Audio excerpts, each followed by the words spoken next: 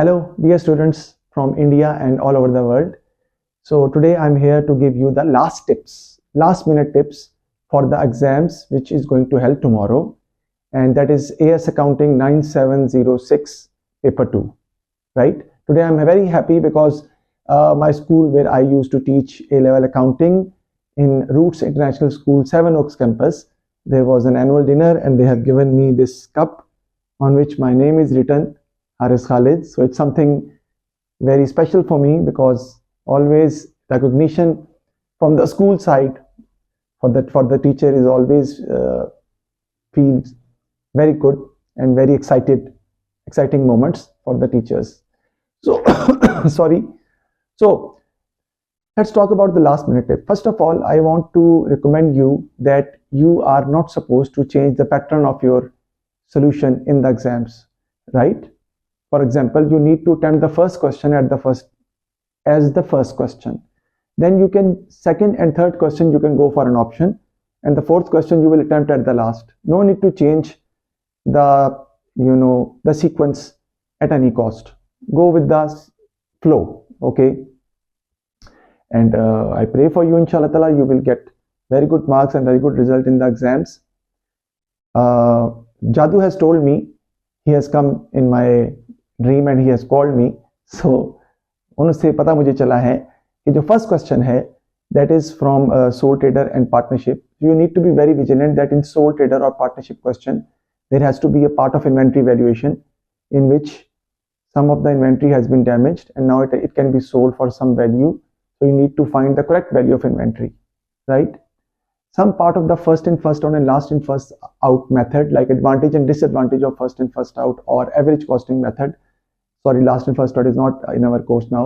Average, FCO and FIFO can be a part of the last question, fourth question, which might come from absorption costing in full, like apportionment, reapportionment, and then obviously over and under absorption of overheads, and then finding the selling price. Otherwise, it will come with limiting factor or CVP, the combined question of marginal costing and absorption costing. But full question absorption costing can come also. This is the new news which I'm going to give it to you.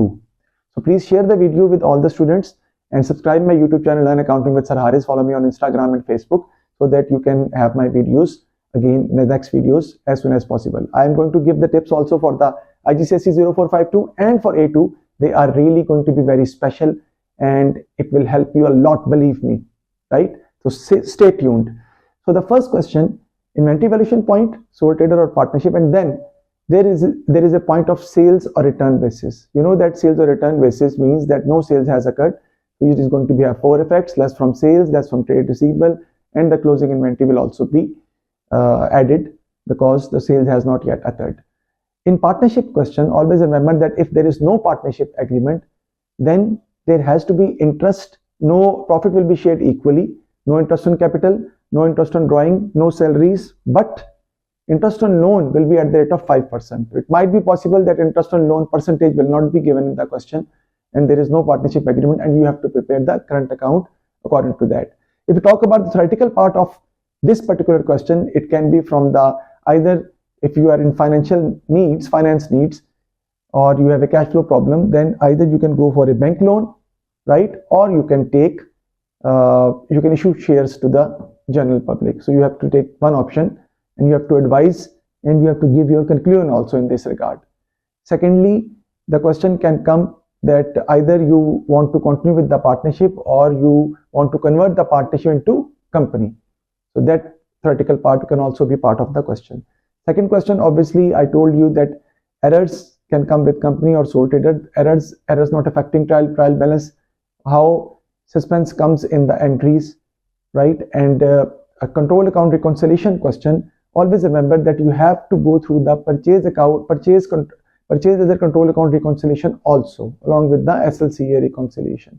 So PLCA reconciliation will also be a part of the can also be a part of the paper, so it's very important. Then benefits of control account reconciliation and what are the errors which cannot be revealed by control accounts. That is error of commission, omission that cannot be revealed by the control accounts. Even the control accounts are prepared.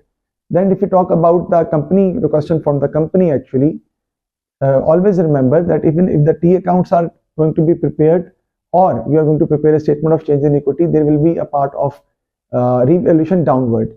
Revaluation downward means that you have to take amount from the revaluation reserve first if it is given, and the remaining amount will be taken out of retained earnings as it is a debt loss, so it will be taken out from retained earnings, right? Then advantage of right share and bonus shares and comparison of right share and bonus shares as a theoretical part can also be a part of the question. IPO question, that is May June 17 21, you can do that also, and the T accounts question can also come in the paper, you can do that also.